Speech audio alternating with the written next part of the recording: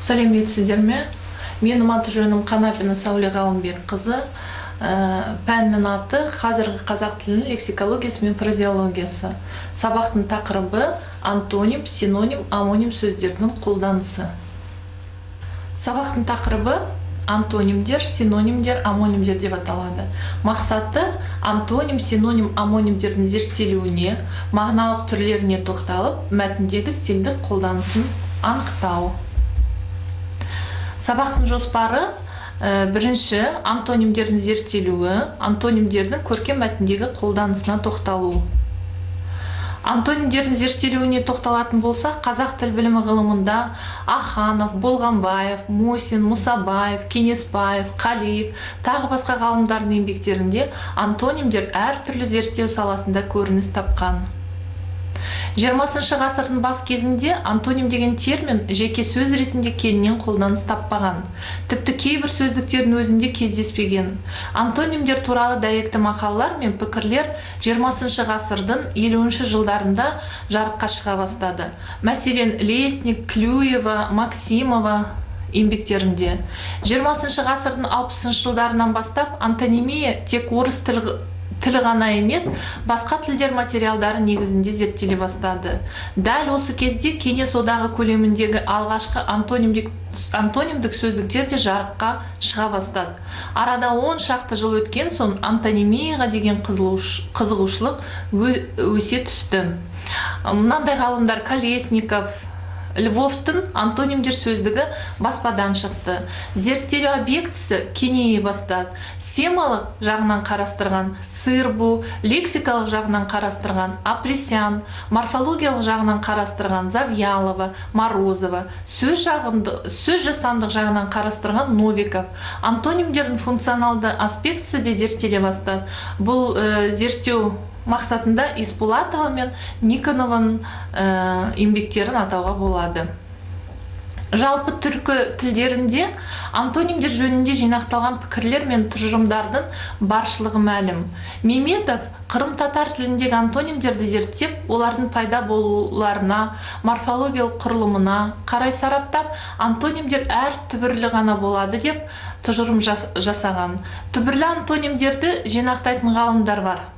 Оларды атап айтатын болсақ, ұйғыр тілінде Қайдаров, Садвақасова, Тәліпов, башқұрт тілінде Киікбаев, татар тілінде Хабибов, өзбек тілінде Шүкіров, түркмен тілінде Гуджиков, қарақалпақ тілінде Бердімұратов, қазақ тілінде Кенесбаев, Мұсабаев, Мусин. Қазақ тіл білімінде алғашқы терең зерттеу жүргізіп, сүбелі еңбек жазған антонимдер сөздігін жарыққа шығарған ғалым Мусин болатын. Ғалымның қазақ тіл біліміндегі антонимдер теориясының дамуына қосқан үлесі өте зор. Ғалым антонимнің зерттелуіне жан-жақты тоқталып, антонимдік қатынастарды лексикалық, сөз жасамдық, морфологиялық, стилистикалық, фразеологиялық деңгейде жан-жақты қарастырып зерттеген болатын. Ғалым Төлекова, Қонақбаева өз деңгейлерінде қарама-қарсылыққа байланысты пікірлер айтқан. 20 ғасырдың соңында орыс тілі мен қазақ тіліндегі антонимдік оппозицияларды салғастыру мәселесіне арналған Жұмабекованың еңбегіне ерекше тоқтала кетуге болады. Ғалым өз еңбегінде антонимия құбылысының салыстырмалы типологиялық аспектісіндегі теориялық қағидаларын алғаш рет кеңінен қарастырып, жан-жақты тұжырымдауға тырысқан.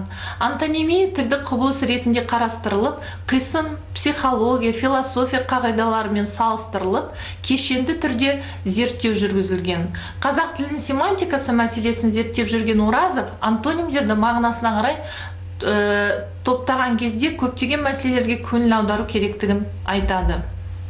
Антонимдер әртүрлі жұрнақ, жалғаулар қабылдап, солар арқылы жаңа сөз өрбітіп, өріс аумағын кеңейтіп, мағыналық қырларын молайта отырып та тіл шұрайлығына қызмет атқарады.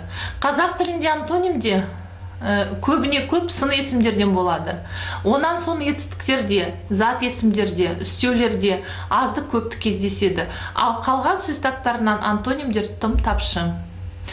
Мысалға алатын болсақ, көркем мәтіндегі антоним қолданысына былай тоқталуға болады. Сын есімге тән антонимдерді былай жүктеуге болады. Түбір кейінде кездесетін антонимдер.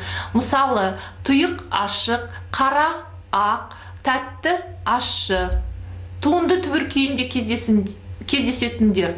Ұйқылы, ояу, асты үстіне, үлкен, кішісі. Түбір күйінде кездесетіндер. Зат есімге тән антонимдер түбір күйінде кездесетіндер. Күн, түн, су, от. Туынды түбір күйінде кездесетіндер. Асты үстіне, жақсылық, жамандықты, алды, артымды. Үстеу мен есімдікке қатысты антонимдердің қолданысы. Он, сол, бер жағы, ар жағы, бүгін, ертең. Етістікке тән антонимдер. Кеміген, артыңқырап, кіріп, шығып, төбелесіп те, татуласып та. Синонимдерге келетін болса, синонимдердің зерттелуі мен түрлеріне тоқталамыз. Синоним сөздерге тоқталатын болсақ, ғалым Фаузия Оразбаева қазіргі қазақ тіліндегі сын есім синонимдер атты еңбегінде мынадай тұжырым жасайды. Кез келген тілді алсақ, синонимдер сол тілдің сөздік құрамы мен сөз байлығын дәрежесін көрсетер көрсеткіш. Оның тіліндегі сөздік қордың дамуына емес, жалпы көркем әдебиеттің, өнердің кемелденіп, толысуына, көркем сөздің жетілуіне, күнделікті өміріміздегі қарапайым сөйлеу тілінің нәрленіп қалыптасуына тигізер әсері мол. Осы тұрғыдан алғанда лексикалық синонимдердің қоғамдық тілдік қарым-қатынаста атқаратын маңызы зор. Синонимдер біріншіден әдеби тілдің жоғары талғамды болуын қажет етсе, екіншіден қарапайым сөйлеу тілінің әдеби тіл дәрежесіне көтерілуіне әсерін тигізеді деп тұжырымдайды. Сөздің дыбысталу мен мағынасы жағынан салыстырып қарағанда, синоним амонимге қарама-қарсы тұрған лексикалық, семантикалық тілдік құбылыс. Дыбысталу әр басқа болғанымен, мағынасы жақын сөздер синонимдер делінеді. Синоним болып жұмсалатын мәндес сөздердің тобын синонимдік қатар немесе синонимдік ұя деп атайды. Мысалы, той, мейрам, мереке, думан, тамаша. Семірту, шелдену, майлану, тойыну, жуандау. Бағалы, құнды, қымбат. Синонимдерге анықтама беруде әр автор әр түрлі белгілеріне сүйенеді. Мәселен, Булаховский, Григорьева, Саркисова, Фаворин синонимдер мағынасы жағынан тең сөздер десе, Будагов, Гвоздик, Гвоздев, қазақ ғалымдары Аханов, Болғанбаев синонимдер мағыналары жағынан сәйкес келіп, бір ұғымды білдіреді дейді. Сол сияқты реформаторский синонимдер әр түрлі ұғымды білдіреді десе, Галкина, Федорук, Шанский, Горшкова синонимдер бір ғана объективтік шындықты бейнелей келіп, стилистикалық және мағыналық реңктер арқылы айқындалатын сөздер деп тұжырымдайды. Ахмет Байтұрсыновқа дейін қазақ тілінде синонимдер туралы ғылыми пікірлер айтылған жоқ деуге болады. Ұлы ғалым өзінің тіл қисыны атты мақаласында синоним деген терминді қолданбағанымен, оның қасиетін дәл танып, нақты айтып береді. Біздің қазақ тіліндегі сөздердің бәрін білгеніміз қазақ тілін қолдана білу болып табылмайды.